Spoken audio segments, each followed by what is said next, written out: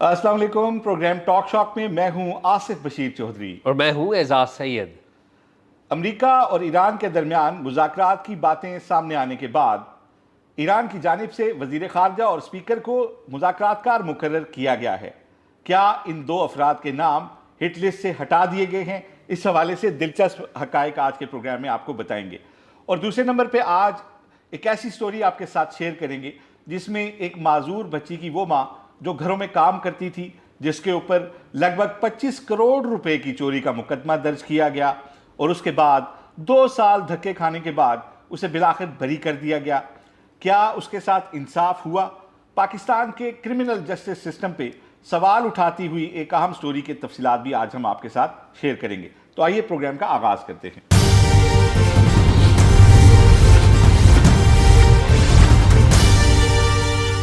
एजाज, कैसे हैं आप? आसिफ मैं ठीक हूँ, आप सुनाएं। खैरियत से? आप ठीक? क्या नई ताज़ी है? शुक्र अल्लाह का। एजाज ये बताएं कि ईरान और अमेरिका के मुज़ाकरात होने जा रहे हैं और पाकिस्तान का भी इसमें बड़ा रोल है। पूरी दुनिया की नज़रें जो पूरे इस खित्ते पे लगी हुई थी अब पाकिस्तान की जानिब हैं। ईरान की जानिब से वज़ीर ख़ारजा जो हैं उनके और जो स्पीकर हैं उनको मुज़ाकरातकार मुकर्रर किया गया है। और आपको पता है कि पहले जो है अहम शख्सियात को जो है वो हिट किया जाता रहा है अमेरिका और ख़ास तौर पे इसराइल की तरफ से। जैसे अभी जो सुप्रीम लीडर थे खामनई, फिर लारेजानी, इस तरह मुख्तलिफ अहम शख्सियात को माजी में आर्मी चीफ़ को, इंटेलिजेंस चीफ़ को निशाना बनाया गया।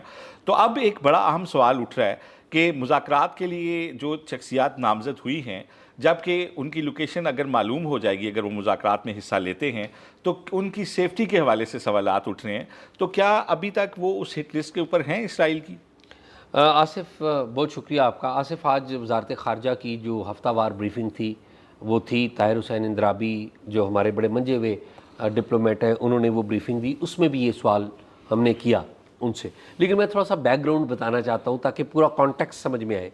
देखिए, इस वक्त अमेरिका और ईरान के मुज़ाकरात हो रहे हैं और मुज़ाकरात जो हो रहे हैं वो डिजिटल प्लेटफॉर्म के ज़रिए हो रहे हैं, यानी कि व्हाट्सएप मैसेजेस मिलते हैं हमारे वज़ीर ख़ारजा को और वो वज़ीर ख़ारजा हमारे जो इसहाक़ डार हैं वो मैसेजेस आगे कन्वे करते हैं ईरानी जो क़यादत है उसको। और वज़ीर ख़ारजा ज़ाहिर टीम लीड हैं, डिप्टी प्राइम मिनिस्टर भी हैं, उनके साथ प्राइम मिनिस्टर ज़ाहिर एक ओवरऑल गवर्नमेंट के सरबराह हैं, वो भी उनकी मावनत करते हैं जब हेड्स ऑफ़ द स्टेट से बात करनी होती है। और फिर इसमें एक और पहलू भी है, वो है हमारे field marshal general Asim Munir का। वो और उनके जो नेशनल सिक्योरिटी एडवाइज़र हैं या ISI चीफ़ हैं आसिम मलिक, वो मावनत करते हैं अपने तौर पर, जिसे कहते हैं ना बैक चैनल डिप्लोमेसी, वो बैक चैनल अपने मिलिट्री टू मिलिट्री या इंटेलिजेंस टू इंटेलिजेंस जो मामलात हैं उनको देखते हैं और ज़्यादा लीडर्स के साथ भी होता है। तो ये इस तरह की एक टीम है जो पाकिस्तान इन मुज़ाकरात को कर रही है। अब सारी दुनिया की नज़रें थीं और आपको पता है कि अमेरिका के सदर ट्रंप ने अनाउंस कर दिया था कि अमेरिकी जो नायब सदर हैं JD वैंस, बल्कि स्टीव विटकॉफ का भी उन्होंने नाम लिया, जैरेड कुशनर का भी नाम लिया। ज़रा आपको पता है वो जैरेड कुशनर तो उनकी फैमिली के मेंबर हैं कि वो आएंगे पाकिस्तान में और पाकिस्तान में होंगे मुज़ाकरात ईरानी हुकाम के साथ। लेकिन हुआ ये है कि इस हफ्ते वो मुज़ाकरात नहीं हो रहे। क्यों नहीं हो रहे? उसकी वजह ईरान है। ईरान जो है वो ईरान ट्रस्ट करने के लिए तैयार नहीं है अमेरिका को, क्योंकि आपको पता है 82 एयरबोर्न उनकी एक फ्लीट जो है वो उतार रहे हैं इस रीजन में, ताकि ईरान का जो स्ट्रैटेजिक पोजीशन है साहिली पट्टी जो है वहाँ पर वो अपने फ़ौजी उतारें और जो स्ट्रेट ऑफ हॉर्मुज़ है उनको खोला जाए, जो ज़ाहिर अभी बंद है। और ईरान तो अब पैसे लेकर अपने पसंदीदा मुल्कों को तो वैसे फ्री में भी जाने दे रहा है, लेकिन बाकी मुल्कों से वो पैसे भी ले रहा है। अभी मलेशिया के जहाज़ों को उसने गुजरने दिया है, पाकिस्तान के जहाज़ वहाँ से गुजरते हैं, कोई मसला नहीं है। लेकिन बाकी लोगों के लिए मसला है, गल्फ़ कंट्रीज़ के लिए मसला है। तो अमेरिका ये प्लान कर रहा है कि जी हम बूट्स ऑन ग्राउंड कर लें। ईरान ये कहता है कि नहीं, हम इन पे ट्रस्ट करने के लिए तैयार नहीं है। पाकिस्तान अलबत्ता उन्हें ईरान को कन्विंस कर रहा है और कन्विंस किया है पाकिस्तान ने कि देखिए आप जो है वो बातचीत ज़रूर करें, सफारतकारी के ज़रिए मसला हल हो। और फिर ईरान ने जो मुतालबात दिए हैं वो हम बता चुके हैं, उनके मुतालबात क्या हैं। वो चाहते हैं कि एश्योरेंस हमें दी जाए کہ آپ ہم پر اٹیک نہیں کریں گے، پھر دوبارہ بھی نہیں کریں گے. پھر ان کے امریکہ کے 15 کوئی نکات ہیں جس میں وہ کہتے ہیں کہ ایران کے پاس یورینیم ہے وہ ہمیں واپس دے دیں، ایٹمی جو صلاحیت ہے ان کے پاس نہیں ہونے دیں گے اور انرچمنٹ نہیں ہونے دیں گے، اور اس طرح کے 15 نکات ان کے ہیں جو میڈیا میں ساری چیزیں یہ آ چکی ہوئی. ٹھیک ہے، اب معاملہ کیا ہے؟ معاملہ یہ ہے کہ اگر اس ہفتے یہاں پر مذاکرات ہوتے تو پھر امریکہ سے تو اناؤنس تھا کہ جے ڈی وینس نے آنا ہے، وٹکاف نے آنا ہے، اسٹیو وٹکاف نے آنا ہے یا جیرڈ کشنر سے آنا ہے. ایران سے کن 2 بندوں نے آنا تھا؟ ایران سے آنا تھا عباس اراغچی نے جو کہ ان کے فارن منسٹر ہیں، اور باقر علی کبوف یہ ان کے اسپیکر ہیں، انہوں نے آنا تھا. لیکن یہ دونوں صاحبان نہیں آئے. کیوں نہیں آئے؟ ابھی تک جو ہمارے پاس اطلاعات ہیں کہ معاملہ چونکہ پہلے سٹیج کے اوپر ہے، یعنی کہ میسیجز ایکسچینج ہو رہے ہیں، اور اگر مڈل گراؤنڈ اس معاملے میں مل جاتی ہے، یعنی کہ جس کے اوپر یہ دونوں ایک دوسرے سے ٹیبل پہ بیٹھ کے بات کر سکتے ہیں، تو پھر یہ پاکستان میں آئیں گے. اب اس سارے کانٹیکسٹ میں خبر یہ آئی کہ اسرائیل نے ان دونوں کا نام ہٹ لسٹ سے اڑا دیا، اور خبر یہ دی گئی کہ پاکستان نے امریکہ سے درخواست کی ہے اور امریکہ نے آگے اسرائیل کو کہا تو ان کا نام ہٹ لسٹ سے ہٹا دیا گیا. اب خبر کی ترجمان جو وزارت خارجہ ہیں انہوں نے تردید کی ہے، انہوں نے کہا جی یہ اس طرح کی باتیں نہ کی جائیں تو زیادہ بہتر ہے. لیکن پاسبلٹی کیا ہے؟ پاسبلٹی یہ ہے کہ ایران جو ہے وہ ایران نے تو فارملی ابھی تک اپنی جو ٹیم ہے وہ تو اناؤنس ہی نہیں کی. انہوں نے تو کہا کہ ابھی ہم نے مذاکرات ہی نہیں کرنے. پاسبلٹی کیا ہے؟ پاسبلٹی یہ ہے کہ یہ جو اسرائیل ہے وہ چاہتا ہے کہ ہمارا ایک اپر ایج ہو، کیونکہ امریکی صدر اب اس جنگ سے نکلنا چاہتے ہیں بڑے واضح طور پہ. آج بھی انہوں نے ٹروتھ سوشل کے اوپر کہا ہے کہ یہ ایرانی بڑے سٹرینج لوگ ہیں، یہ مذاکرات سیریس نہیں کر رہے ہیں، وہ سیریس ہو جائیں. یہ جو ہے نا اپنی انگزائٹی دکھائی ہے. ٹرمپ جو ہے بڑے پریشان ہیں کہ یہ تو ایرانی مذاکرات ہی نہیں کر رہے، اور ایرانی مطمئن ہے. اچھا آپ دیکھیے جنگ کا شروع ہوا تھا تو ان کا آبجیکٹو کیا تھا کہ جی ہم انہیں نیوکلیئر نہیں لینے دیں گے، ہم ان کے تمام جو نیوکلیئر کی فیسلٹیز ہیں ان کو مار دیں گے. اور شروع میں انہوں نے بڑی کامیابیاں بھی لیں. انہوں نے کہا کہ جی دیکھیں ہم نے ان کے روحانی پیشوا کو مار دیا، ان کے ملٹری لیڈرز کو مار دیا، ان کے انٹیلیجنس چیف کو مار دیا. یہی تھا نا. ابھی ان کا جو ملٹری آبجیکٹو وہ تو سارا پیچھے ہٹ گیا، فوج نیچے اتار نہیں سکے اور اسٹریٹ آف ہرمز بن گیا. اب یہ کہتے ہیں کہ ہماری پہلی ترجیح یہ ہے کہ اسٹریٹ آف ہرمز کھولا جائے، جو کہ جنگ سے پہلے معمول کے مطابق چل رہا تھا. تو غلطی کس کی ہوئی؟ آپ کی غلطی ہوئی. اس میں اعزاز میں اس میں تھوڑا سا یہ ایڈ کرنا چاہوں گا. دیکھیں جب سے یہ قضیہ شروع ہوا ہے نا، اس کا تھوڑا سا بیک گراؤنڈ اگر میں اس کو اس طرح دیکھتا ہوں. بیسیکلی یہ جو 2 ملک حملہ آور ہوئے ہیں ایران پہ، ان دونوں کے ڈفرینٹ مقاصد ہیں، ان دونوں کے مقاصد سیم نہیں ہیں. دیکھیں امریکہ یہ کہتا ہے جی کہ اگر یورینیم انریچ کیا ہوا انہوں نے تو وہ ان سے لے لیں گے، کوئی ایٹم بم بنانے جا رہے ہیں تو وہ ہمیں دے دیں، اور وہ سمجھتے ہیں کہ اس کے لیے رجیم اگر چینج ہو جائے تب بھی امریکہ اگلی رجیم کے ساتھ اس معاملے پہ بات چیت کر کے معاملہ سیٹل کر سکتا ہے. امریکہ کو امریکہ یہ باور کیے ہوئے تھا کہ جب ہم خامنہئی کو ہٹ کریں گے، ان کی لیڈرشپ کو ہٹ کریں گے، تو جو لوگ اندر مظاہروں میں پہلے نکلے تھے وہ نکل آئیں گے اور رجیم چینج ہو جائے گا اور ہمارا مسئلہ سالو ہو جائے گا. ٹھیک ہے. البتہ اسرائیل کے جو عزائم ہیں، اسرائیل کے عزائم یہ ہیں کہ ایران کی طاقت کو ڈسبینڈ ٹوٹل کرنا ہے. اس کا ایشو رجیم سے نہیں ہے. وہ یہ چاہتا ہے کہ اس ملک کے حصے بکھرے کیے جائیں، یہاں پہ اس کو کریش کر دیا جائے، اس کی جو بھی ملٹری طاقت ہے اس کو بھی تباہ کر دیا جائے، تاکہ میرے پڑوس میں کوئی ایسا ملک نہ ہو جس کی طرف سے مجھے کوئی تھریٹ ہو. تو اب حملہ تو اکٹھے کیا گیا لیکن دونوں کے مقاصد ڈفرینٹ ہیں. اور یہی وجہ ہے کہ جب بھی مذاکرات کی بات ہوتی ہے اسرائیل اس میں جو ہے نا اس کا آپ دیکھیں ریئیکشن بتاتا ہے کہ وہ مذاکرات کی طرف نہیں جانا چاہتا. اچھا ہوا کیا؟ جب خامنہئی کو ہٹ کر دیا، لاریجانی کو ہٹ کر دیا، نیچے ایک لسٹ ہے، آج یہ اڑا دیا وہ، اس کے بعد تو ایرانی قوم ساری متحد ہوگی، مظاہروں والے تو کہیں نظر ہی نہیں آئے. تو امریکہ کے جو مقاصد تھے وہ تو فوت ہو گئے کہ رجیم چینج کا تو چانس ہی نہیں ہے. اگر پہلے کوئی لوگ نکلے بھی تھے تو خامنہئی کی شہادت جو تھی اس کے بعد ساری ایرانی قوم ایک ہو گئی. بلکہ آصف میں ایڈ کروں، رجیم تو چینج ہوئی ہے. آپ کہہ رہے ہیں چینج نہیں ہوئی، رجیم چینج ہوئی ہے. خامنہئی جو 70-80 سال کے بزرگ تھے ان کی جگہ 56 سال کا نوجوان آ گیا. جی علی لاریجانی کی جگہ ذوالقدر آ گیا، لیکن یہ رجیم پہلی رجیم سے زیادہ سخت آ گئی.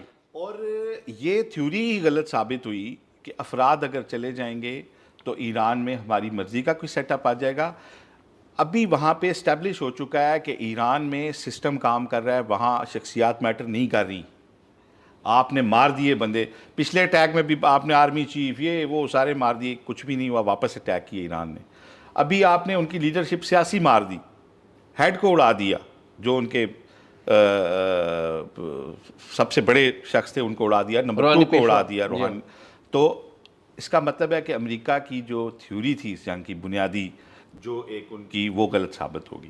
دوسرا آپ اگر یہ دیکھیں اس کا, اگر ہم جنگی پوائنٹ آف ویو سے میں اس کا جب جائزہ لیتا ہوں, میں دیکھتا ہوں ایران نے بہت سمجھداری کے ساتھ اپنے کارڈ کس طرح کھیلے ہیں. دیکھیں ایران امریکہ پہ تو کوئی حملہ کر ہی نہیں سکتا, صرف گالیاں ہی دے سکتا ہے. میرا خیال ہے کوئی میزائل نہیں ہے شاید جو امریکہ تک جاتا ہو. دیگو گریشیا تک ایک میزائل ان کا گیا ہے تقریباً, باتیں ہیں وہ کہتے ہیں ہم نے نہیں مارا, 4000 اگر ہو, میں نہیں سمجھتا کہ امریکہ کے لیے کوئی فوجی تھریٹ نہیں ہے ایران. اسرائیل کے ساتھ وہ میزائل کے آنکھ مچولی ان کی ڈیلی کی جا رہی ہے, لیکن انہوں نے بڑی خوبصورتی سے اس جنگ کو 3 ملکوں کی جنگ کے بجائے پوری دنیا کا مسئلہ بنا دیا. اگر یہ جنگ 3 ملکوں تک رہتی تو امریکہ نے کبھی مذاکرات کی بات نہیں کرنی تھی. امریکہ اٹیک کر رہا ہے, روز بم مار رہا ہے. اگر آپ ان ٹرمز آف تباہی دیکھیں تو ظاہر ہے کہ بلک میں وہاں پہ اٹیک ہو رہے ہیں, فضائی برتری ہے دونوں ملکوں کو, اسرائیل اور امریکہ کو. ایران تو میزائل سے مار رہا ہے, تو زیادہ ڈیمیج جو ہو رہا ہے وہ ایران کے اندر ہو رہا ہے. لیکن اس جنگ کو ایران نے عالمی جنگ میں بدل دیا. کیسے؟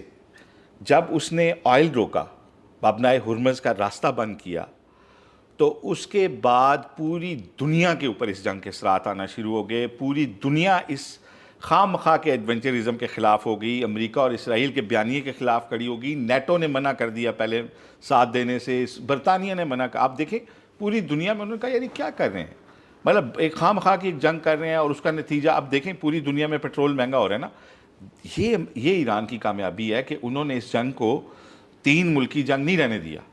انہوں نے اس کو کوئی علاقائی جنگ بھی, خطے کی جنگ چھوٹی موٹی نہیں رہنے دیا. انہوں نے اس کو پوری دنیا کی اکانومی کے اوپر اس کے اثرات آنے شروع ہو گئے. بڑی جنگ ہو گئی. ٹھیک ہے, تو انہوں نے ایک تو یہ کہ سسٹم وہاں ورک کر رہا ہے, میٹر نہیں کیا. لوگوں کے جانے سے لوگ روئے, اگلے دن انہوں نے نئے لیڈر چن لیے.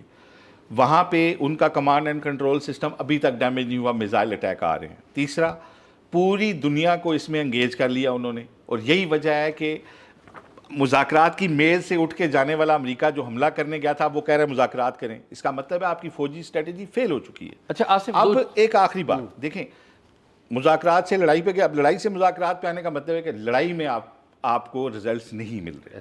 اب جو ایران کی طرف سے بات چیت کی جا رہی ہے نا, ایران ابھی بھی بڑی ریشنل بات چیت کر رہا ہے کہ جی آپ آئندہ ہمارے پہ اٹیک اس طرح نہیں کریں گے, آپ نے بلا وجہ کیا ہے ڈیمیج. کیونکہ پچھلے مذاکرات میں بھی ساری باتیں ایران مان رہا تھا, یورینیم کی ریچمنٹ کے حوالے سے. وہ آپ چیک کر لیں کہ وہ ریکارڈ پہ ہے وہ ٹویٹ بھی وزیر خارجہ کا, جہاں پہ مذاکرات ہو رہے تھے. انہوں نے کہا پین تک ڈیسائیڈ ہو گیا تھا کہ کس سے انک ہونا ہے. عمان کے وزیر خارجہ نے, تو انہوں نے, اور اس کے بعد انہوں نے اچانک اٹیک کر دیا, یعنی کہ کوئی ریزن ہی نہیں تھی. اب ایران جو دیکھیں, ایک مذاکرات تو ہو رہے ہیں نا, جیسے آپ نے ابھی بتایا کہ ہمیشہ جب آمنے سامنے بیٹھنے سے پہلے کچھ چیزیں طے ہوتی ہیں. میں سمجھتا ہوں مذاکرات جس طرح آپ نے بتایا نا کہ ہو رہے ہیں, یہی نا ایک ابتدائی بات چیت ہو رہی ہے. اور مجھے یہ لگتا ہے کہ کیونکہ ایران کی کوئی ڈیمانڈ ایسی نہیں ہے کہ, مطلب ایسا تو نہیں ہو سکتا نا کہ امریکہ کہنے نہیں جب ہمارا دل چاہے گا حملہ کر لیں گے. اگر کوئی ملک کہتا ہے جی آپ بلا وجہ نہیں کریں گے, تو انہیں بھی کہہ دینا چاہیے جی ٹھیک ہے آئندہ نہیں کریں گے بلا وجہ, کوئی وجہ ہوگی تو کریں گے نا. تو جو میرا خیال ہے, اور ڈیمانڈ جو ہوتی ہیں نا اعزاز, ڈیمانڈز ہوتی ہیں بہت بڑی بڑی, اور مذاکرات کے بعد جو چیزیں نکلتی ہیں وہ بڑی ریشنل ہوتی ہیں. مجھے لگتا ہے کہ یہ مذاکرات کامیاب ہو جائیں گے.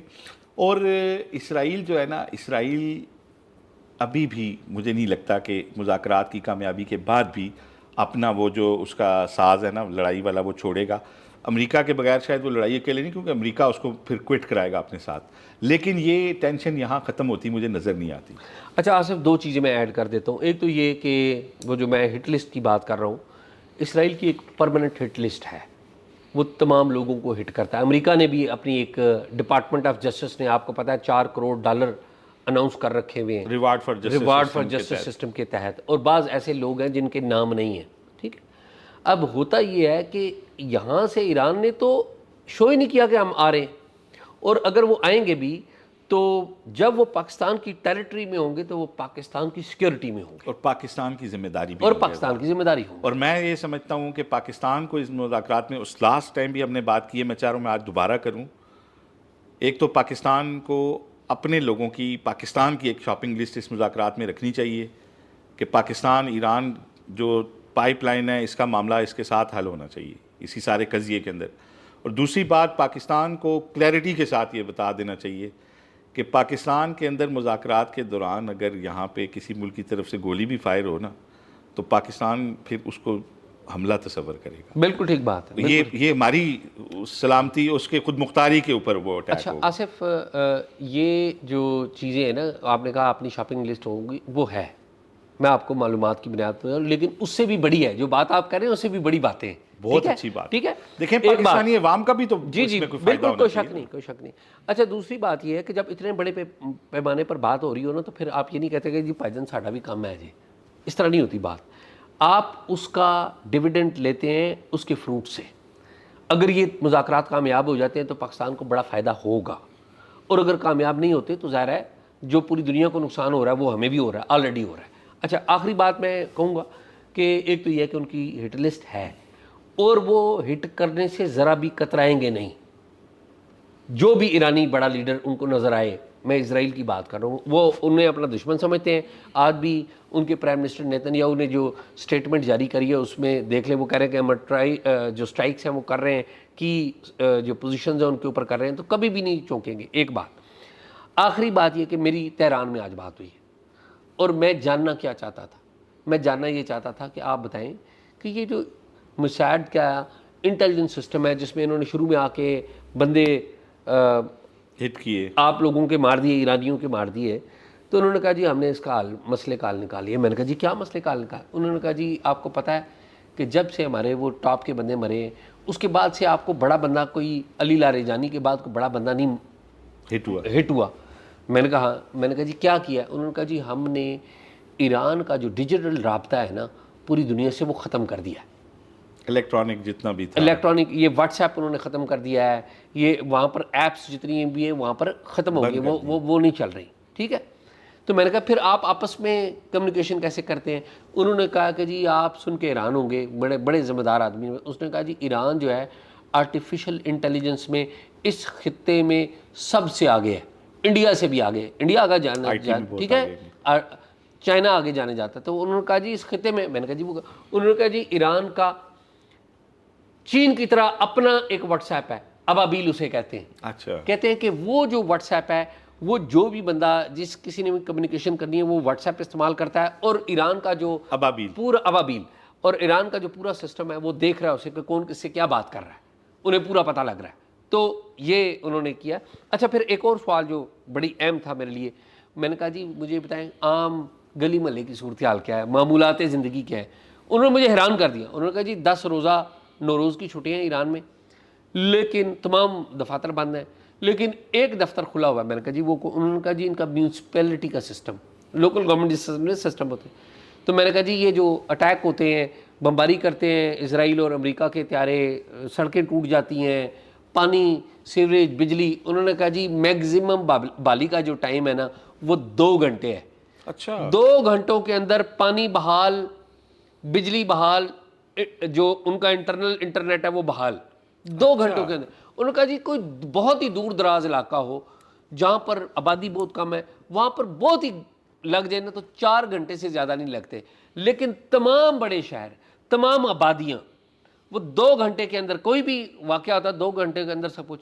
خوراک بڑی اہم چیز ہے، ادویات بڑی اہم. انہوں نے کہا جی انہوں نے پہلے سے راشننگ شروع کی ہوئی تھی، انہیں پتہ تھا. اور انہیں آپ کو پتہ ہے 8 سال انہوں نے عراق کے ساتھ بھی جنگ لڑی ہے، تو وہ مجھے بتا رہے تھے کہ یہ تو لمبی جنگ لڑنے کے لیے تیار ہیں، اگر تیار نہیں ہے لمبی جنگ لڑنے کے لیے کوئی تو وہ امریکہ ہے. تو وہ مجھے وہ یاد آ گئی بات کہ ان کے پاس گھڑی ہے اور ان کے پاس ٹائم ہے، تو وہ مجھے بڑی بات یاد آ گئی. دیکھیں اعزاز آپ نے بڑی زبردست ہماری معلومات میں اضافہ کیا، لیکن ایک دیکھیں نا، ایک ملک 1979 سے پابندیاں ہیں اس پہ نا، ایران جب سے وہ شاہ والا میٹر ہوا تھا، اب یہ 47-48 سال ہونے والے، ٹھیک ہے، تو وہ اب انہی پابندیوں کے اندر جینا سیکھ گئے. پھر یہ جو میونسپل کا آپ نے کہا نا، دیکھیں احمدی نژاد کا بڑا نام تھا، صدر بھی رہے ہیں، وہ میونسپل کے پہلے بول رہے ہیں. تو واقعی میں نے اس حوالے سے بڑی ایفیشینٹ ان کی میونسپل سروسز کے بارے میں سن رکھا ہے کہ بڑے آپ کی اتنے میں ایمرجنسی سروسز نہیں پہنچی جتنے میں ان کی سیوک ایشوز کو حل کرنے والے آ جاتے ہیں. تو یہ بہت بڑی بات ہے. تو یہ آصف یہ باتیں آگے چلتی رہیں گی آگے لیکن مجھے نا آصف یہ وار کو تو میں بہت کلوزلی فالو کر رہا ہوں، اور آپ کو پتہ ہے میری بڑی کوشش بھی ہے کہ ایران جایا نہیں جا رہا، جو ہی موقع ملے گا ہم نکلیں گے ضرور ایران میں بھی. مجھے آپ یہ بتائیے کہ ایک بہت ہی دردناک کیس، اس کی ڈیٹیلز ہیں آپ کے پاس. ایک غریب عورت جس کا کوئی سہارا دینے والا نہیں، بچی ایک معذور بچی ہے، اس کی ہسبینڈ جو ہے وہ دیہڑی کا کام کرتا ہے. یہ کیا کہانی ہے؟ ذرا پوری کہانی سنائیں نا، اور اس کا بتائیں کہ یہ کیا کہانی ہوئی. کیا اعزاز، یہ کہانی بس اس طرح بڑی عجیب ہے. یہ بہت سارے واقعات ہمارے دائیں بائیں ہر وقت بکھرے ہوتے ہیں، لیکن کیونکہ میڈیا کا فوکس ابھی تک ہمارے یہ بنیادی انسانی حقوق کے اوپر نہیں آ سکا. ہمارے ہاں ابھی تک سیاسی ایشوز اور انٹرنیشنل ایشوز، ججوں کے ایشوز ہی نہیں سیٹل ہو رہے، اور جرنیلوں کے ایشوز ہم ڈسکس کر رہے ہوتے ہیں، لیکن عام آدمی کے ایشوز نہیں آتے. دیکھیں، یہ ایک بڑا ہی دردناک واقعہ اس لحاظ سے ہے کہ ایک گھریلو ملازمہ، بڑی کم عمر سے یہ بچی ہے، رخسانہ اس کا نام. ابھی آپ کو اس کی ہم ایک ویڈیو بھی دکھائیں گے.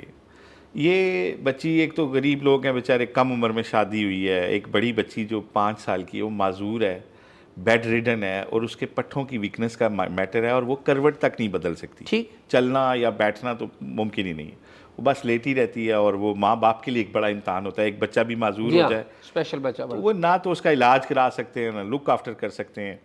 یہ بچی جو ہے رخسانہ، یہ 7 ماہ کی پریگننٹ تھی جب اس کی جو مالکن تھیں، جو برٹش نیشنل تھیں، انہوں نے ایک بڑی کالونی کے اندر جہاں بھی یہ کام کرتی تھی، اس کی تلخی ہوئی ان کے ساتھ کمیٹی کے اوپر. اس نے کمیٹی ڈالی تھی، اس کو پیسے چاہیے تھے، تو انہوں نے سے کہا کہ تم آؤ، میں تمہیں کمیٹی دیتی ہوں. یہ گئی تو انہوں نے کہا تم بیٹھو، میں تمہیں ابھی دیتی ہوں کمیٹی. تو انہوں نے پولیس کو بلایا، اور انہوں نے اس کے اوپر 25 کروڑ روپے کے لگ بھگ، کیونکہ 5 لاکھ پاؤنڈ، 5 لاکھ ریال، 4 لاکھ پاکستانی، اس طرح بڑا لمبا چوڑا ایک یہ ان کے گھر میں کام کرتی تھی، وہ مقدمہ درج کرا دیا. مقدمہ درج. یہ کون سی جگہ کی بات ہے؟ یہ لوئی بھیر تھانے کی بات ہے، ٹھیک ہے، 7 یہ کالونی. اچھا، اب جی میل پولیس اس کو لے کے جاتی ہے، 7 ماہ کی یہ پریگننٹ ہے. ایچ بی بیچاری کا کوئی 6.5-7 کے ارد گرد ہے، ویک ہے. بقول اس بچی کے، اس کو جو ہے نا تھپڑ رسید کیے گئے ہیں، مین ہینڈلنگ ہوئی ہے اس کو مردوں کی طرف، پولیس والوں کی طرف، مرد پولیس اہلکاروں نے جو ہے نا ٹارچر دی ہے. اس کے بعد پھر لے کے گئے ہیں ویمن تھانے، تو وہاں پہ بھی انہوں نے بھی اس کو لگائی ہیں.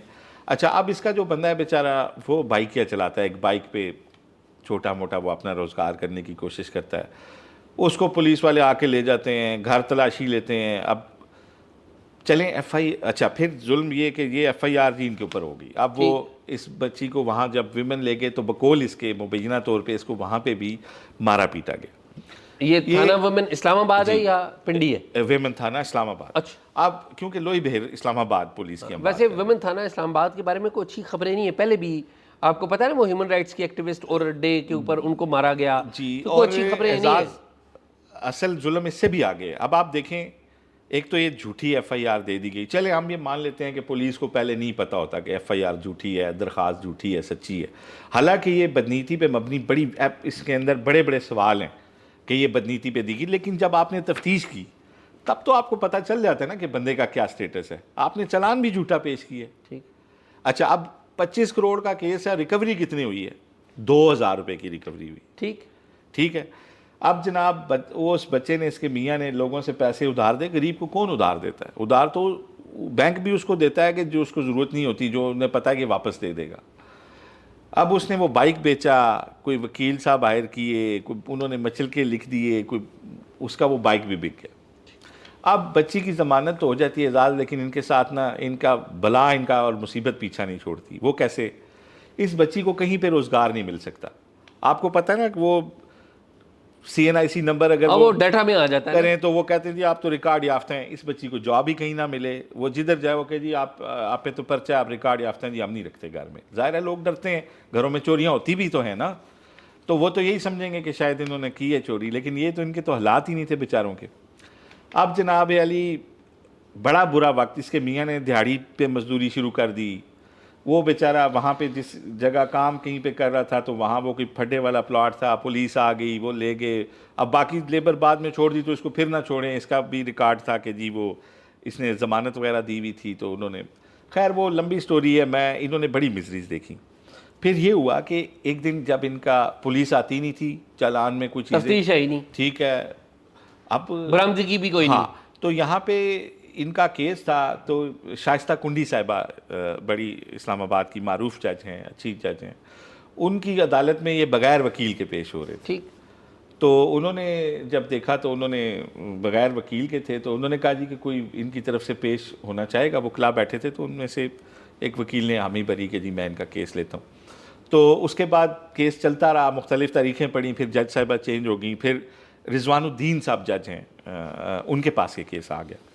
اب 2-2.25 سال گزرنے کے بعد اب انہوں نے ان کو بری کیا اس کیس میں, اور انہوں نے بڑی لمبی چوڑی ججمنٹ جو لکھی اس میں نے کہا جی یہ بالکل اس میں کوئی نہ تو انہوں نے ثبوت پیش کر سکے ہیں, نہ ان سے کوئی ریکوری کر سکے ہیں, نہ ان کے حالات ایسے ہیں, اور یہ بالکل بدنیتی پہ مبنی سارا میٹر جو ہے وہ نظر آتا ہے. اب اعزاز بات یہ سوال یہاں پہ یہ پیدا ہوا ہے کہ کیا ان کے بری ہونے کے سے ان کے ساتھ انصاف ہوا؟ کیا ان کے جو 2 سال جو انہوں نے مزری دیکھی اس کا حساب کون دے گا؟ سب سے پہلے تو یہ کہ یہ اگر میٹر ہائی کورٹ یا سپریم کورٹ میں کے لیول پہ ڈیسائیڈ ہوتا ہے نا, وہ تو اس میں آپ کو پتہ بڑا عرصہ گزر جاتا ہے. یہ تو ان کے پاس, ان کے تو حالات ہی نہیں تھے کہ آگے کسی جگہ اس کو لے کے جا سکیں. تو کسی ڈائریکشن کے ساتھ یہ کیس حل ہوتا, کیسے کہ کم از کم اس تفتیشی کو کوئی پلنٹی ڈالی جائے یا اس کو بلیک لسٹ کیا جائے. اور یہ کوئی ایک واقعہ نہیں ہے, پاکستان میں جھوٹی FIRیں جس کا ہاتھ پڑتا کرا دیتا ہے. آپ دیکھیں ہمارے تو وزیر اعظم جھوٹی FIRوں میں اندر ہو جاتے ہیں, سزائے موت ہو جاتے ہیں, ایسے ہی سزائے موت ہو جاتے ہیں. بعد میں سپریم کورٹ جو ہے نا 50 سال بعد بتاتی ہے کہ نہیں وہ تو غلط فیصلہ ہوا تھا. تو میرا خیال ہے یہ جو کیس ہوا ہے نا, ویسے اس میں غلط فیصلہ نہیں انہوں نے کہا, ہاں نہیں میں سوری, انہوں نے کہا جو ڈیو پروسیس آف لاء نہیں اڈاپٹ کیا گیا. جی اب دیکھیں یہ جو اب فیصلہ آیا ہے نا, کہنے کو تو یہ ان کی فیور میں آیا, لیکن کیا اس سے انصاف کے تقاضے پورے ہوئے ہیں, یہ پھر ایک سوال ہے. ہمارے کرمنل جسٹس سسٹم کے اوپر ایک بہت بڑا سوال ہے. اور اعزاز آج ہم جو یہ کیس یہاں پہ ڈسکس کر رہے ہیں نا, تو ایک اس کے ساتھ ایک اپیل بھی ہے کہ یہ بیچارے ابھی بھی ایک کرائے کے مکان میں دونوں بڑی مشکل سے رہ رہے ہیں. اور اگر کوئی مخیر لوگ جو ان کی بچی کا علاج اگر کرانے کے لیے کوئی انٹرسٹ ہو تو ضرور ہیلپ کریں, تو ہم ان کا کوارڈینیٹ کرا سکتے ہیں ان سے. ٹھیک ہے. اچھا آصف, اس میں ایک بات آپ نے نہیں بتائی, وہ میں چاہوں گا میں بتاؤں. جی پلیز. کیونکہ یہ جو سٹوری ہے یہ آپ نے اس ایجنڈے میں نہیں رکھی تھی, یہ میں نے رکھی تھی. ٹھیک ہے. وہ یہ ہے کہ یہ جو وکیل تھا نوجوان جس نے یہ کیس لڑا, وہ ہمارا بھتیجا ہے, حبیب حنظلہ اس کا نام ہے, اور وہ آپ کا بیٹا ہے. ٹھیک ہے جی. اور میرے لیے خوشگوار حیرت تھی جب میں نے BBC میں خبر پڑھی, آپ نے تو تفصیلات دے دی, تو میں نے BBC میں خبر پڑھی اور اپنے بھتیجے کا نام جب میں نے پڑھا تو مجھے یقین کرے اتنا میں خوش ہوا کہ ہمارا نوجوان ہے. اور مجھے یہ جان کر بھی بڑی خوشی ہوئی کہ یہ نوجوان ہمارا, اس نے ججز کو کہا ہوا ہے کہ جی اس طرح کے پبلک انٹرسٹ کے جو کیسز ہوں وہ آپ مجھے دیا کریں. تو میں ذاتی طور پہ چونکہ اس کو جانتا بھی ہوں, بڑا ٹیلنٹڈ ہے, آپ کا نام اس کے ساتھ لگا ہوا ہے, وہ ایک الگ ایشو ہے. لیکن مجھے جینونلی اس بات کی بڑی خوشی ہے کہ ہمارے نوجوان, حبیب حنظلہ جیسے نوجوان اس سوسائٹی میں موجود ہے. اور آپ نے کہا نا کہ جی جوڈیشل سسٹم ختم ہو گیا, میں کہتا ہوں نہیں ختم ہوا. اگر شائستہ کنڈی جیسی جج اور رضوان الدین جیسے جج اور حبیب حنظلہ جیسے وکیل موجود ہے نا, تو سسٹم موجود ہے. ٹھیک ہے, امید بالکل ہے. پرابلم کدھر ہے آصف؟ ججز میں بھی ہے, وکلاء میں بھی پرابلم ہے, ہر جگہ پہ ہے, ہمارے میڈیا میں بھی پرابلم ہے. بالکل. لیکن دیکھیں نا, انصاف کا جو پہلا دروازہ ہے نا آصف, وہ عدالت نہیں ہے, وہ وکیل نہیں ہے, وہ صافی نہیں ہے, وہ تھانے کا دروازہ ہے. ہمارے پولیس ریفارمز کے اوپر کوئی بات نہیں کر رہا.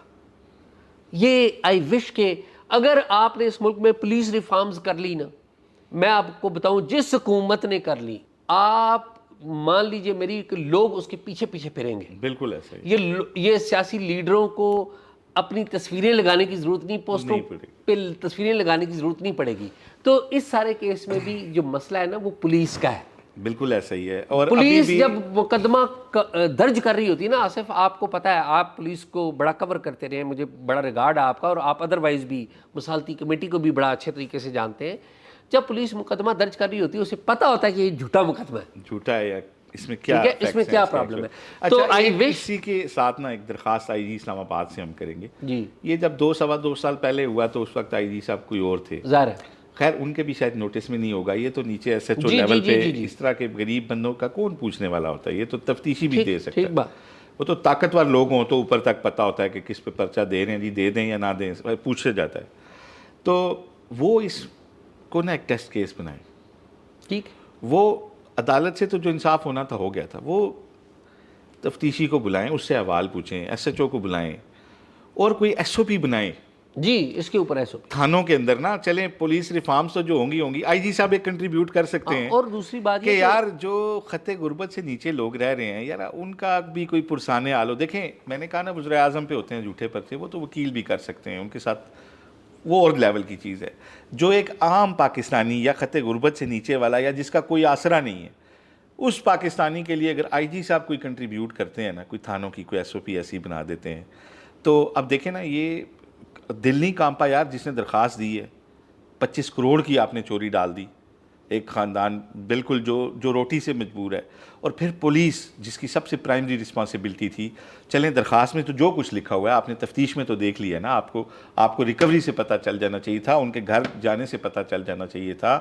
آپ انٹیروگیشن کرتے ہیں، آپ کو سارا دودھ کا دودھ اور پانی کا 2 سال میں تو پتہ ہی لگ جاتا ہے. جی اچھا، ایک آخری بات میں یہ کرنا چاہوں گا اعزاز، جو آپ نے بچے کی بات کی، میری یہی دعا ہے کہ اللہ تعالیٰ اسے راہ راست پہ رکھے بچے کو، اور یہ کنٹریبیوٹ کرنے کی. میں نے اسے ایک ہی بات کہی ہوئی ہے کہ بیٹا اگر آپ بطور والد میں مجھے اگر کوئی میرے لیے کچھ کرنا چاہتے ہیں نا وکالت میں، یا میں کسی بات سے خوش ہوں گا، تو وہ یہ ہے کہ آپ نے اس وکالت میں نا ان لوگوں کی آواز بننا ہے جن کی کوئی آواز نہیں. کوئی شک نہیں. ٹھیک ہے، ڈاؤن ٹروڈنس جو ہیں، اگر آپ مجھے کوئی ریٹرن کرنا چاہتے ہیں تو وہ یہ ہے.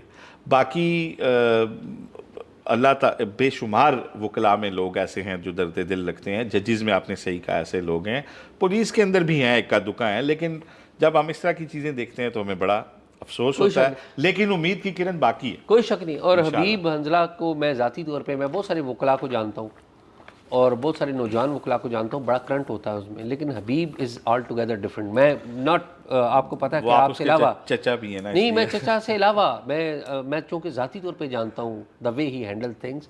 اور میں جو آئی جی اسلام آباد ہیں ان سے ایک ریکویسٹ ضرور کروں گا کہ یہ ڈگنیٹی آف ہیومن جو ہے نا، اس کے اوپر اپنی پولیس کو، ویمن پولیس کو ضرور ٹریننگ دیں، تاکہ وہ لوگوں کو ٹریٹ کرنے کا ایک طریقہ ہے. انفارچونیٹلی نہیں ہے طریقہ، تو اس کے اوپر کوئی بھی اگر معاونت ہم دے سکتے ہیں تو وی آر دیکھیں اعزاز سارے تھانوں میں. آپ نے آخری بات کر دی تھی، لیکن ایک 7 ماہ کی جو پریگننٹ بچی گئی ہے نا وہاں پہ، وہ بڑی ویزیبل، ایک کوئی شک نہیں، اس کے اوپر ہاتھ اٹھانے کے لیے ایک بڑی شفافیت درکار ہے. دیکھیں اس معاملے، اور تھانوں کے اندر کیمرے بھی لگے ہوئے ہیں، نہیں اس کو مانیٹرنگ کا اور یہ سارا سسٹم ایک آئی جی صاحب اگر بنائیں تو میرا خیال ہے اپنے لیول پہ پولیس کے اندر ایک غلط سوچ موجود ہے سال سے، کئی دہائیوں سے، صدیوں سے، ٹھیک ہے. اور وہ یہ ہے کہ deal dirty with a dirty man. جس بندے کے اوپر انہیں شک ہو جائے کہ یہ ٹھیک نہیں ہے، اسے ڈرٹی، پھر تمام قاعدے اخلاقیات وہ سائڈ پہ رکھ دیتے ہیں، which is a wrong thinking, which is a wrong. خیر اس پہ بڑی لمبی باتیں ہوتی رہے گی. آج کا پروگرام یہی ہے. ناظرین پروگرام آپ نے دیکھا، امید ہے پروگرام آپ کو پسند آیا ہوگا. پروگرام کے بارے میں اپنی رائے ضرور دیجیے گا، اور اگر کوئی معلومات ہو تو talkshock777@gmail.com پہ شیئر کیجیے. اللہ حافظ.